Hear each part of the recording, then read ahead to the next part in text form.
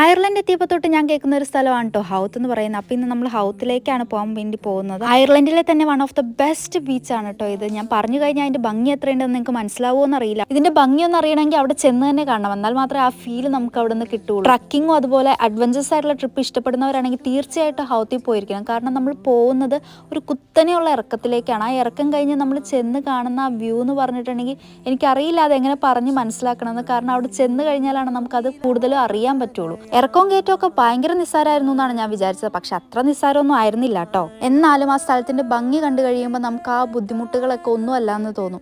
എന്തായാലും എല്ലാവരും ഒരിക്കലെങ്കിലും പോകേണ്ട ഒരു സ്ഥലമാണ് ഹൗത്ത് ക്ലിഫ് വാക്ക് എന്നാണ് കേട്ടോ ഈ സ്ഥലത്തിന് പറയുന്നത്. പിന്നെ ഞങ്ങൾ ഈവനിങ് ടൈമിലായിരുന്നു ഇവിടെ പോയിട്ടുണ്ടായിരുന്നത്, അതുകൊണ്ട് അത്ര വലിയ തിരക്കൊന്നും ഉണ്ടായിരുന്നില്ല. നന്നായിട്ട് പോയി കണ്ടുവരാനൊക്കെ ആയിട്ട് പറ്റി. ഞാൻ ആദ്യമായിട്ടാണ് ഇങ്ങനെ ഒരു സ്ഥലത്ത് പോകുന്നത്. അതിൻ്റെ ഒരു എക്സൈറ്റ്മെന്റ് എനിക്കുണ്ടായിരുന്നു. എക്സൈറ്റ്മെന്റ് ഒട്ടും കുറഞ്ഞിട്ടുണ്ടായിരുന്നില്ല. അവിടെ ചെന്ന് കഴിഞ്ഞപ്പോൾ ഞാൻ വിചാരിച്ചതിലും കൂടുതലായിരുന്നു അവിടെ ഉണ്ടായിരുന്നത്.